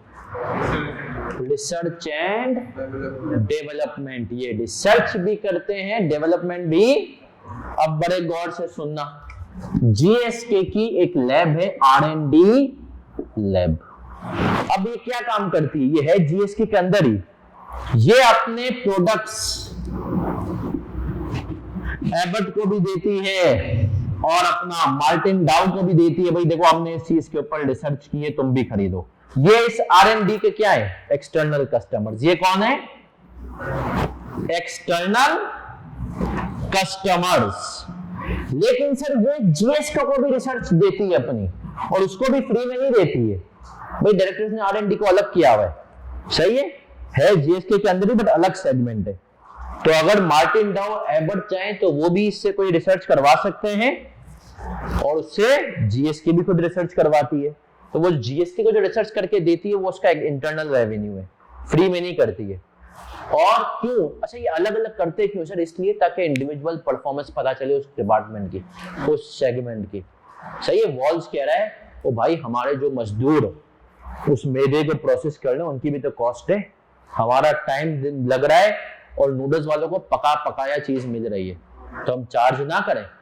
इसी तरीके से R&D वाले कहते हैं भाई हम मेहनत कर रहे हैं और हमारी मेहनत की एक वर्थ है, बाहर भी बिक रही है, तो इंटरनली भी बेचेंगे तो हम चार्ज, ताकि इससे जीएसके को भी अंदाजा हो कि जो चीज इंटरनली मिल रही है उसकी बाहर क्या वर्थ है। तो ये दुनिया भर में होता है। सही है सर। मैंने आपको यूनिलीवर की एग्जांपल दी, और ये फार्मा में तो बहुत कॉमन है। हर फार्मा का जो R&D अलग सेगमेंट होता है वो दूसरी फार्माओं को भी बेच रहा होता है और इंटरनली भी हो रहा होता है। ऐसा ही है कुछ फार्मा, लम्स जो है ना, लम्स का तो नाम सुना है आपने, लम्स भी एक बिजनेस ग्रुप की है, उनके अंदर भी फार्माएं हैं। तो लम्स की जो कोई, जाहिर सी बात है जो लम्स हो गया, खैर यहाँ की जो रिसर्च इतनी नहीं होती, वरना हार्वर्ड वगैरह की जो रिसर्च होती है, यूनिवर्सिटी के बच्चे जो रिसर्च करते हैं उसको कौन खरीदता है? कंपनीज खरीदती है ना भाई। तो अगर एक कंपनी की अपनी यूनिवर्सिटी है, वो उस कंपनी को अगर रिसर्च करके दे रही है तो इंटरनल, बाकी क्या है? एक्सटर्नल। तो इसने कहा यहां पर जो रेवेन्यू की बात करेंगे, segment internal plus external revenue is greater than और equal to 10% of all segment revenue. सही है सर। जितने भी सेगमेंट्स हैं उनके रेवेन्यू का 10% जो उससे ज्यादा है, तो अब इसको डिस्क्लोज कर दो। तो अब अगर मैं आपको कहूं, यहां पर दो टर्म्स हैं, बड़े गौर से सुनना। एक है ऑपरेटिंग सेगमेंट और दूसरी है रिपोर्टेबल सेगमेंट। और अब मैं जो एक बात पूछ रहा हूं उसमें यस या नो का जवाब देना, हाँ या ट्रू या फॉल्स। हर ऑपरेटिंग सेगमेंट जरूरी नहीं कि रिपोर्टेबल सेगमेंट हो। ट्रू या फॉल्स? हर ऑपरेटिंग सेगमेंट जरूरी नहीं कि रिपोर्टेबल सेगमेंट हो। ऑनलाइन वाले बच्चों, ट्रू या फॉल्स? ट्रू सर, ट्रू हो सकता है। आप ऑपरेटिंग सेगमेंट की तो डेफिनेशन मीट कर ली आपने, आप रिपोर्टेबल नहीं हो, आपके रेवेन्यूज 10% से कम हो, तो स्टैंडर्ड रहेगा सही है भाई ऑपरेटिंग सेगमेंट हो, लेकिन थैंक यू, खत्म, टाटा बाय बाय, जो था यहीं तक था। अब दूसरी बात, ट्रू या फॉल्स बताना है। हर रिपोर्टेबल सेगमेंट जरूरी है कि ऑपरेटिंग सेगमेंट हो? Yes sir. तो ऑपरेटिंग सेगमेंट जरूरी नहीं कि रिपोर्टेबल हो, लेकिन रिपोर्टेबल सेगमेंट बन रहे हो, जिसका मतलब है पहले तुम ऑपरेटिंग सेगमेंट का क्राइटेरिया पास करके आए हो। क्या हम क्लियर हैं? पक्की बात है?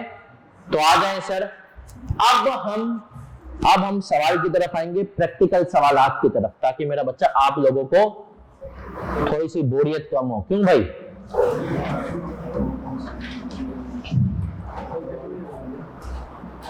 सर सवाल बहुत ज्यादा साफ शफाफ है, आसान है, आपके दांतों की तरह। तो आ जाए question number 1, concept builder question है, पेज नंबर 4 पे।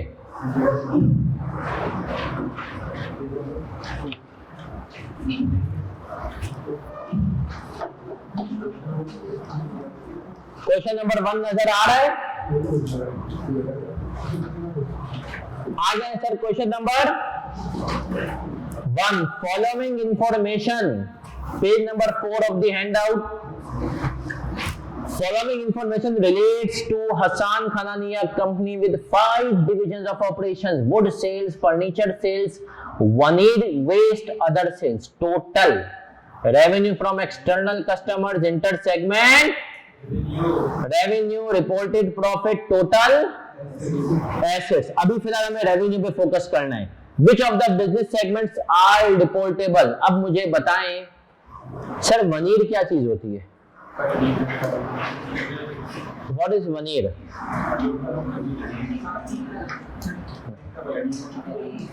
Veneer. Wood furniture veneer. Sir veneer को शायद मेरे ख्याल में हम देसी जबान में कहते हैं फॉर्मिका। ये जो एक वुड के ऊपर जो एक शीट लगती है ना, ये वनीर होता है। सही है सर।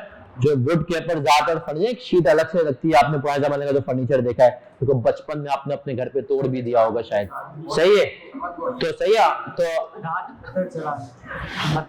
हाँ, वो जो होते हैं वो सही है, उसको हम क्या कहते हैं? वनीर।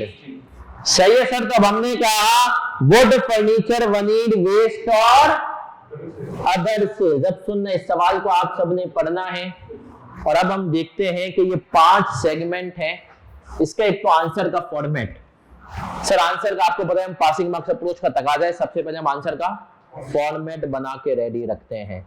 तो मैं आपको इसका आंसर का फॉर्मेट बनाना सिखाऊंगा। उसी फॉर्मेट को आपको फॉलो करना है, कॉपी करना है, ताकि आप लोग गलती ना करें। क्वांटिटेटिव थ्रेशोल्ड,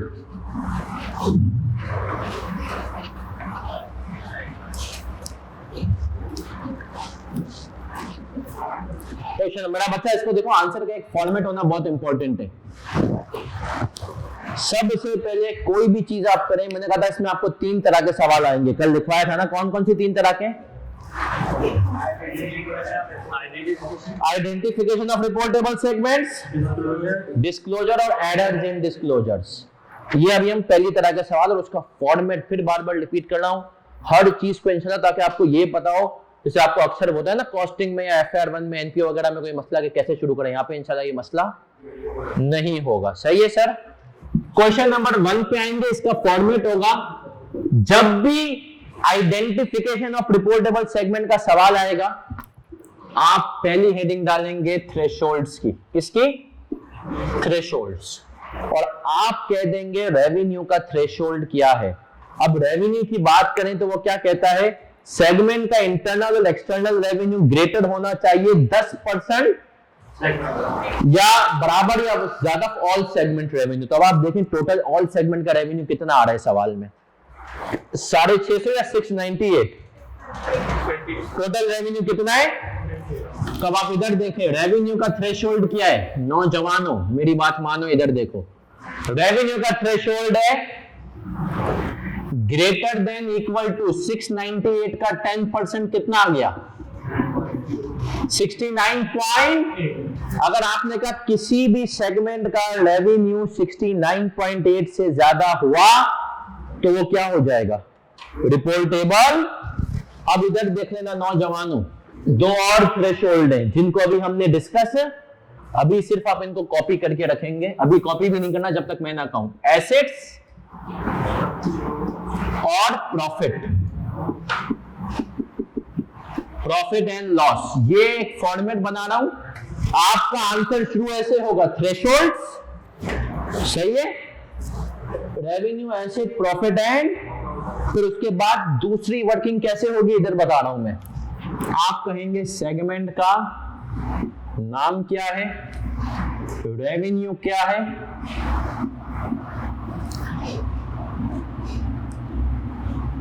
एसेट्स क्या है,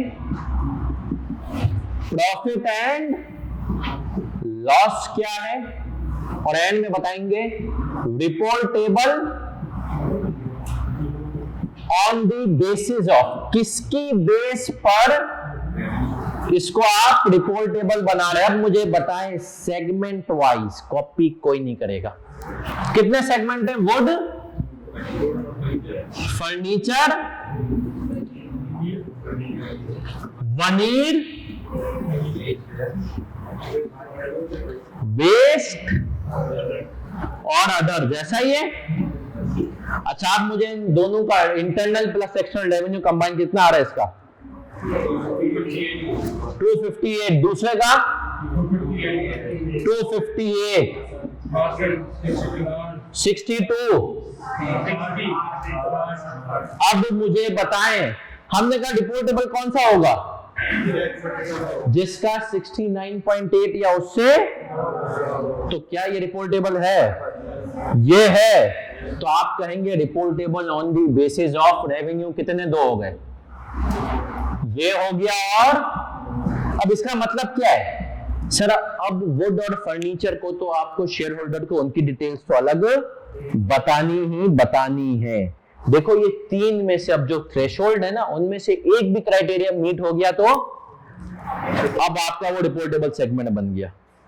तो ये दोनों बच्चे पहली अटेम्प्ट में क्या हो गए, पास। बाकी तीन बच्चे अगली अटेम्प्ट के लिए जाएंगे। अगली अटेम्प्ट होगी किसकी, एसेट्स की। तो हमें सिर्फ बड़ा सिंपल थ्रेशोल्ड निकाला, कंपेयर किया, रेवेन्यू का 69.8 थ्रेशोल्ड था, चाहे तो यहां पर लिख भी दें greater than equal to 69 point. तो आपने कहा इसकी बेसिस पे ये कॉपी करें।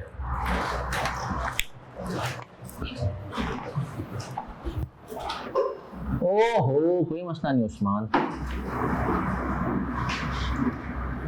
तो आसान है क्या सर यहां तक?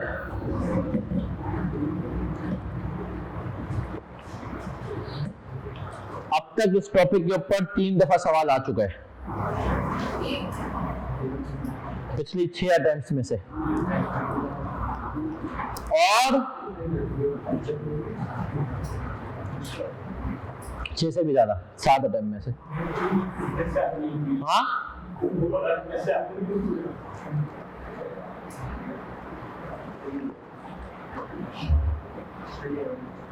तो आसान है ये।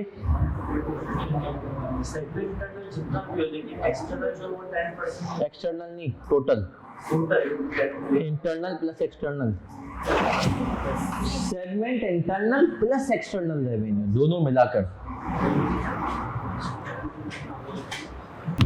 चले सर आगे बढ़ रहे हैं।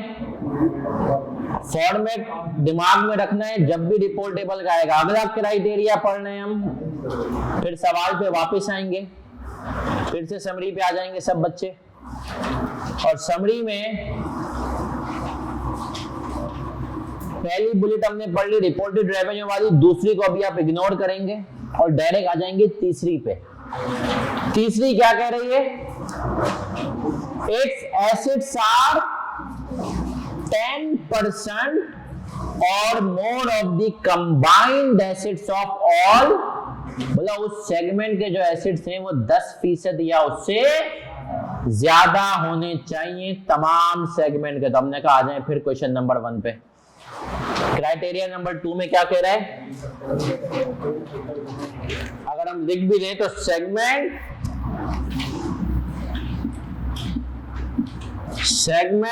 एसेट्स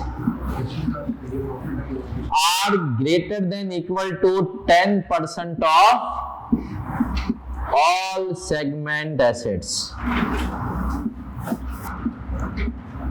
अब अगर आप इस सवाल पे आए तो इस सवाल में अगर आप टोटल एसेट्स निकालें कितने दिए हैं क्वेश्चन नंबर 1 में?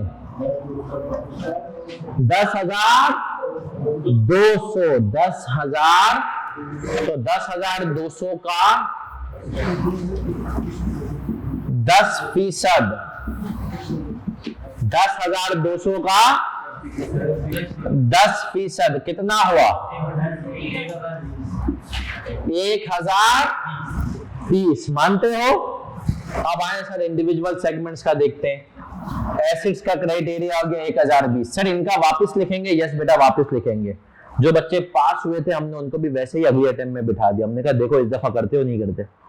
तो बताएं कितना हुआ? वुड 4900, 4100, 200, 400, 600। तो हमने कहा सर अब अगर हम देखें, कॉपी नहीं, तो हमने कहा ये जो बच्चे थे ये वापस क्या हो गए? पास हो गए, है ना? तो ये रिपोर्टेबल एसिड की बेस पर भी है, एसिड की बेस पर भी ये रिपोर्टेबल है। लेकिन जो ये 3 नालायक थे ये फिर फेल, ना ये रेवेन्यू की बेस पे पास हुए, ना ये एसिड्स की बेस पे पास हुए। क्या हम क्लियर हैं? ना रेवेन्यू की बेस पे, ना क्लियर है सर? आगे बढ़ेंगे, समरी पे आते हैं। हमने कहा 2 बच्चे, अच्छा ये कॉपी करना है तो कर लें, वैसे नहीं करना तो कोई मसला नहीं। आखिरी क्राइटेरिया पढ़ेंगे और इसके साथ ही आप समझें आपका 70%, 60-70 ये स्टैंडर्ड कंप्लीट हो जाएगा। सही है सर? FAR2 में कह रहा हूँ आसान है FAR1 के मुकाबले में। बच्चा परेशान होता है।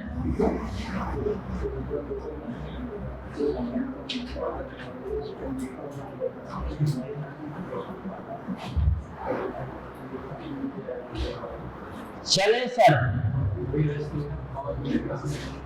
आ जाते हैं हम फिर से समरी पर। समरी का जो ये पॉइंट है ना, ये सबसे टेक्निकल पॉइंट है। समझे, इस पूरे स्टैंडर्ड में एक वाहिद बात है जो टेक्निकल है, वो ये point number 2, the absolute amount. Absolute का मतलब क्या होता है?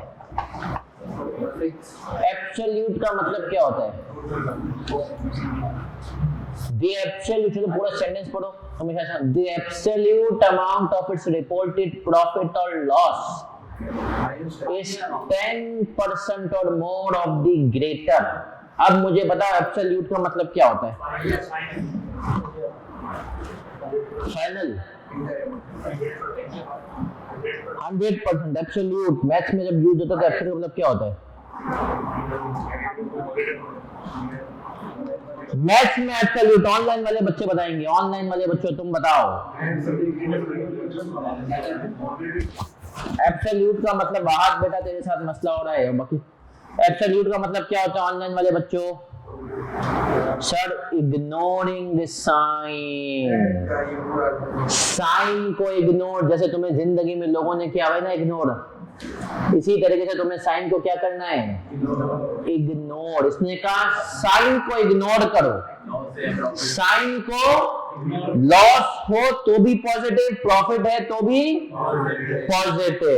तो एब्सोल्यूट के साथ लिख दो साइन को ignore, ignoring the sign. The absolute amount of its reported profit or loss is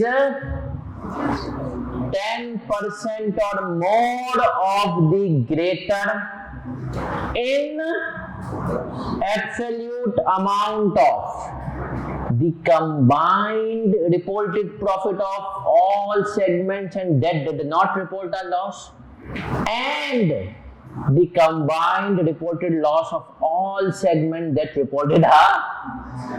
कुछ समझ में नहीं आया? समझ में नहीं आया पर सुन के अच्छा लगा। अब मैं आपको बताता हूँ ये बेसिकली कहना क्या चाह रहा है। एक दफा सब इसको फिर से पढ़े, इस अंग्रेजी को फिर से पढ़े, इस अंग्रेजी को एक दफा फिर से पढ़े।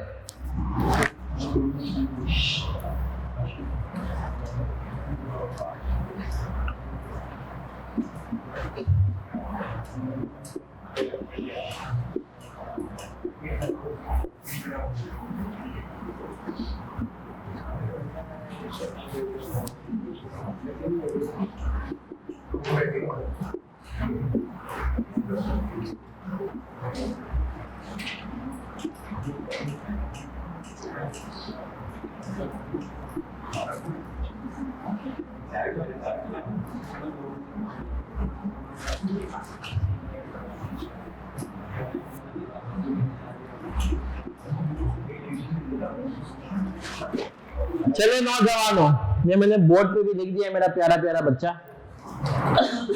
इसको जरा सवाल देखेंगे, छोटे छोटे इसके सवालात। तो इसने कहा साइन को इग्नोर करो।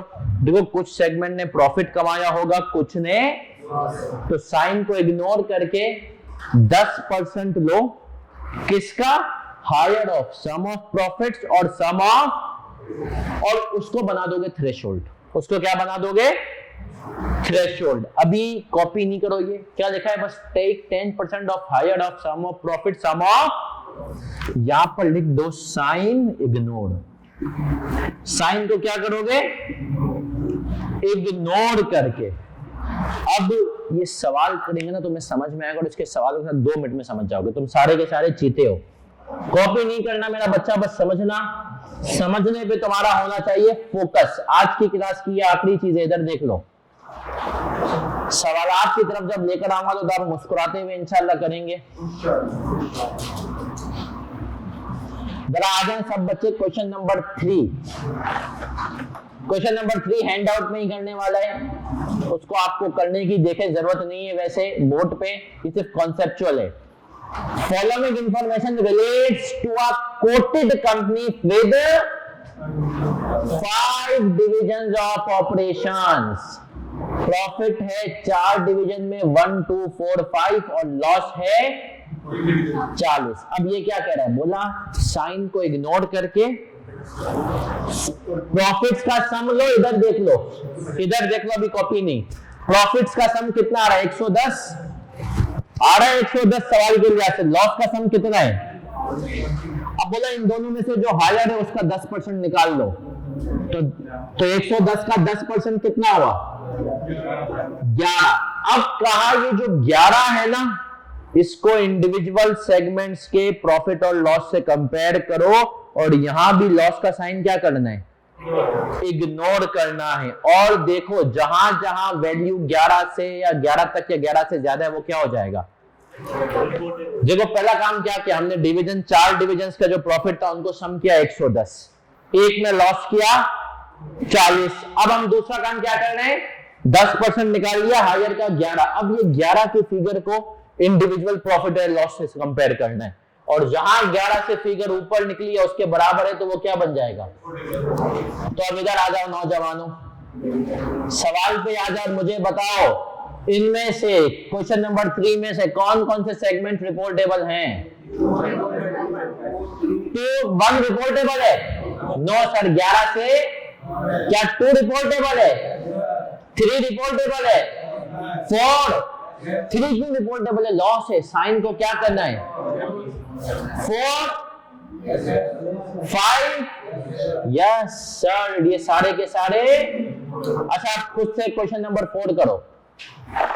4 में मुझे बताओ कौन कौन से रिपोर्ट टेबल हैं। ऑनलाइन वालों 7 हो तो बेटा लिख दो CC। सर उसमें भी प्रॉफिट का सम कितना आ रहा है 11 110, तो हमने कहा सारे ही 11 से कंपेयर करेंगे। डिवीजन 1 भी हो गई, 2 भी हो गई, 3 भी हो गई, 4 भी हो गई, और अब मेरी खुशी की खातिर क्वेश्चन नंबर 5 भी करो। क्वेश्चन नंबर 5 105 का लेंगे 10% या 110 का। अब यहाँ पर लॉस का लेंगे और लॉस के हिसाब से देखो तो क्या सारे बन रहे हैं, पक्की बात है। तो हमने कहा सारे ही हैं। ऑनलाइन वाले बच्चों इजी है क्या ये? आए सर अब जरा आ जाए क्वेश्चन नंबर 6 में भी 80 का लेंगे 10% कितना आया 8, और अगर आप कंपेयर करें तो सारे बन रहे हैं। तो हमने कहा कि सर अब ये वाला पॉइंट क्लियर हो गया, तो अब जरा इसको क्वेश्चन नंबर 1 में अप्लाई करेंगे। क्वेश्चन नंबर 1 में आ जाएंगे। अब आप देखें इसने कहा हुआ है रिपोर्टेड प्रॉफिट, क्या कहा हुआ है रिपोर्टेड। तब हमने कहा इसका मतलब है यहाँ पर लॉस तो कोई है ही नहीं, तो हमने कहा इधर देख लेना सम ऑफ प्रॉफिट्स कितने 130, ऐसा ही है सर। अगर 130 है तो हमने कहा ये हो जाएगा कितना 13। तो अब अगर आप आए प्रॉफिट और लॉस के बारे में, आपने कहा ग्रेटर देन इक्वल टू 13 130 का। अब मुझे सबका प्रॉफिट बताते जाए। 54 9 और 10, ऐसा ही है, सही है सर। अब मुझे बताओ ये है नहीं सर, ये तो हमने कहा फिर भी हो गया ना, इसका ग्रेटर देन इक्वल टू 13, और हमने कहा ये हो गया प्रॉफिट और लॉस की बेस पे, ये भी हो गया। क्या ये हुआ तीनों? ये बेचारा बड़े करीब आके फेल हुआ है ना, 48 49 वाला केस है। नॉट रिपोर्टेबल, तो इसका मतलब है देखा जाए तो इस सवाल में ऑपरेटिंग सेगमेंट्स तो 5 थे, लेकिन रिपोर्टेबल कितने बने? सिर्फ और सिर्फ कौन कौन से? वुड और फर्नीचर। क्या हम यहां तक क्लियर हैं? तो कोई मसला नहीं, एक भी किसी भी अटेम्प्ट में पास हो जाए, चाहे पहली चाहे दूसरी चाहे। हमने कहा भाई मकसद क्या है, तुझे पास करवाना। ऑनलाइन वाले बच्चों क्या आप हमारे साथ हैं? तो कह दें CC।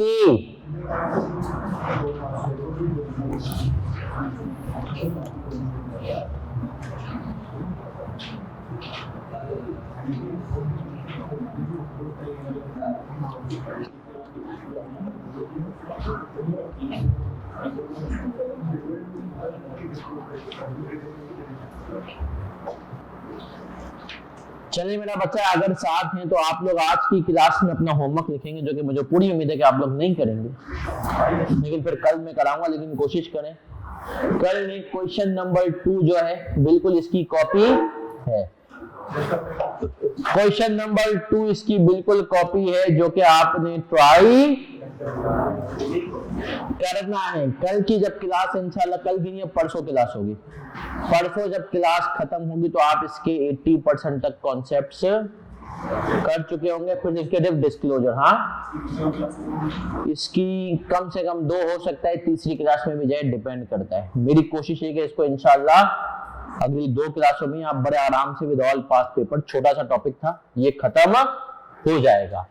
चलिए सर, फिर अब क्विकली अब तक जो हमने पढ़ा उसको हम रिवाइज करेंगे, और फिर मैंने कहा था हर क्लास में कोशिश करेंगे 5-10 मिनट की अदर दिन पढ़ाई भी गुफ्तगू की जाए। सबसे पहले जिसको आप लोग प्यार से स्टोरी टाइम कहते हैं, सबसे पहले हम रिवाइज करते हैं अब तक जो हमने IFRS 8 पढ़ा। क्या पढ़ा हमने भाई इसमें? ऑन हमने पढ़ा स्कोप किस पे अप्लाई होगा, लिस्टेड कंपनीज और companies about to be private companies, public unlisted पे अप्लाई। अगर कंसोलिडेटेड अकाउंट्स और इंडिविजुअल अकाउंट्स दोनों बनेंगे तो सिर्फ कंसोलिडेटेड पे अप्लाई होगा। सर फिर हम आगे गए, हमने कहा भैया पहला स्टेप क्या है, उसने कहा ऑपरेटिंग सेगमेंट आइडेंटिफाई करो। हमने कहा ऑपरेटिंग सेगमेंट क्या होगा, मतलब जिसमें तीनों बातें होनी चाहिए। पहली बात ability to earn and expense, अपनी सलाहियत हो एक्सपेंस से इनकम की। दूसरी बात हमने कहा कि सर हमने कहा सीओडीएम नामी शख्स मतलब बीओडी उसकी परफॉर्मेंस को रिव्यू। तीसरा उसकी डिस्क्रीट अलग से फाइनेंशियल इंफॉर्मेशन भी कंपनी मेंटेन करती हो, मीट वन की चर्बी की तरह ना हो कि चलो भाई सिर्फ सेल्स के तौर पर रिकॉर्ड किया, वो सब रिकॉर्ड। फिर आगे बढ़े और आगे बढ़ते हुए हमने कहा कि सर हमारे पास ऑपरेटिंग सेगमेंट आइडेंटिफाई हो गए। यूनियन लेवल ने कहा 33 से क्या करें, 33 को डिस्क्लोज करें। स्टैंडर्ड ने कहा रुको जरा, उसने कहा इस 33 को क्लब करो। किस बेसिस पर, एग्रीगेशन क्राइटेरिया इंपॉर्टेंट है अब तक पेपर में टेस्ट। 5 बेसिस है, nature of product and service same हो, type of production process same हो, कस्टमर और क्लास ऑफ कस्टमर की नेचर सेम हो, डिस्ट्रीब्यूशन चैनल सेम हो, रेगुलेटरी एनवायरमेंट सेम हो। अगर इन 5 बातों में सेम है तो अब एक और इंपॉर्टेंट बात, आई एग्जामिनर आईकेप ने तो पूछा नहीं, एसीसी वाले ने अक्सर इसका एक वो दिया है कि segment share similar economic characteristics. अगर ये बात कह देगा इसका मतलब है 5 में क्या है, सेम है। सही है सर, तो 5 में सेम। अच्छा हमने कहा यूनियन लेवल ने 33 से कितने कर लिए, 3।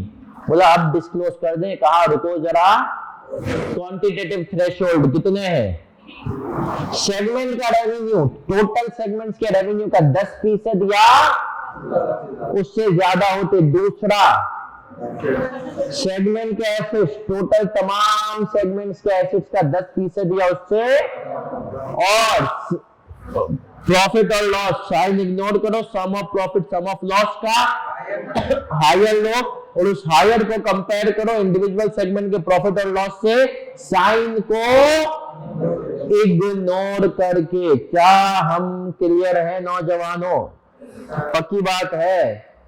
चले सर अब आज एक और मैं आपको छोटी सी स्टोरी सुनाता हूं, और ये स्टोरी में शायद कुछ लोगों को सुना भी चुका हूं, FR1 में कुछ को नहीं, कि जिंदगी के अंदर आपको हमेशा कोशिश ये करनी चाहिए, कभी कभी अल्लाह आपको टेस्ट करने के लिए कुछ जगहों पे एक मौका देता है हराम का और एक मौका होता है हलाल का। अगर आप हराम को अवॉइड करते हैं तो अल्लाह आपको उससे बेहतर हलाल। मेरी आर्टिकलशिप खत्म हो गई थी, मेरी आर्टिकल्स बच्चा खत्म हो गई थी और मैं जॉब ढूंढ रहा था, फर्ग्यूसन का था, एक ही पेपर था। एक जगह इंटरव्यू देने चला गया, उन्होंने कहा था हमें सीए फाइनलिस्ट चाहिए। अच्छा मैं गया, उस टाइम पे सीए फाइनलिस्ट की तकरीबन पे होती थी 70,000 मिनिमम। वो सेठ की कंपनी थी, उसने कहा तुझे 55 देंगे। अब आप सोचे सेठ मुझे क्या कर रहा है, 55। उतने में मुझे एक ऐसी सूदी जॉब की ऑफर आई फोन पे। उन्होंने लिंक्डइन पे एक लिंक्डइन एक प्रोफाइल, वो एक सिस्टम में आप देखेंगे नेटवर्किंग साइट है लिंक्डइन, वहां से मुझे एक फोन आया कि भैया आपको जो है ना हमें सीवी पसंद आई, आप इंटरव्यू के लिए जाए और हमारा पैकेज है 80,000 का। किसी एक सूदी जगह की थी। तो जो है मैंने कहा कि नहीं भैया मैं जो है ना उसमें इंटरेस्टेड है, लेकिन दिल में ख्याल आया कि यार ये मनोज सेठ 55 दे रहा है जहां इंटरव्यू, और मैंने कहा कि यार ये 80 दे रहा है 25,000 का। लेकिन मैंने कहा कि यार मेरे अब्बा ने 2 नसीहत की, बेटा शिर्क और सूद से बचना, तो मैंने मना कर दिया। लेकिन दिल में एक था कि अब यार 80,000 की, बट दिल पे पत्थर लग के मैंने इसको मना कर दिया। आप यकीन करें अगले 15 दिन में मैंने के इलेक्ट्रिक में इंटरव्यू के लिए अप्लाई किया। मतलब के इलेक्ट्रिक वालों ने कहा था मैं एसी से क्वालिफाइड विद बिग 4 एक्सपीरियंस चाहिए। मैंने बोला एसी सी फाइनल से ही होता है, कर दिया अप्लाई और इंटरव्यू भी हो गया। और इंटरव्यू भी मेरा यकीन मानो बुरा हुआ, अच्छा इंटरव्यू नहीं हुआ। तो अच्छा मैंने इंटरव्यू में गलती क्या की ये भी आपको, मैंने इंटरव्यू में उससे पूछ लिया, मैंने कहा आप मुझे बताएं आपको मैं मतलब आप मुझे सिलेक्ट करेंगे या नहीं करेंगे। कभी भी ये पूछना नहीं चाहिए। मैंने उससे अब आप सोचें ये गलती, और मैंने उनसे पैसे, जाहिर सी बात है मैं डेस्परेट था फर्म से निकलने के लिए, और आर्टिकल अभी खत्म हुई थी, पहला महीना ही चल रहा था। तो जो है उन्होंने मुझे खैर ये बताया भी, बेटा कभी ऐसा सवाल पूछते नहीं, फिर उन्होंने मुझे ऑफर की, मतलब उन्होंने मुझे बताया तुम्हारी सैलरी डिमांड क्या है। मैंने कहा 65,000, क्योंकि मुझे पता था 70,000 की मार्केट है, थोड़ा 5,000 कम ही बताऊं ताकि ये मुझे बुला लें। जबकि वो सूदी जगह से 80,000 के ऑफर में डिक्लाइन। आप यकीन करें मुझे के इलेक्ट्रिक वालों ने अगले 1 हफ्ते के अंदर ऑफर की, और मैंने मांगे 65 थे, उन्होंने मुझे 80 दिए। तो वहां से मुझे क्लिक हुआ कि शायद अल्लाह एक टेस्ट कर रहा था कि यहाँ पर क्या बोलता है, नहीं तो अगली जॉब तैयार थी। तो यही होता है, कभी कभी आपके पास 2 ऑप्शंस होते हैं, और एक टेस्टिंग के लिए होता है कि ये हलाल रास्ता चूज करता है या हराम। वही चीज आपके पास हलाल रास्ते में भी मौजूद होती है, बस आपकी एक टेस्टिंग हो रही होती है। तो आज की क्लास को यहीं पे खत्म करते हैं। हम मिलेंगे इंशाल्लाह परसों थर्सडे को 3:30 बजे। अपना ख्याल रखिएगा, दुआ में याद रखिएगा। अल्लाह हाफिज।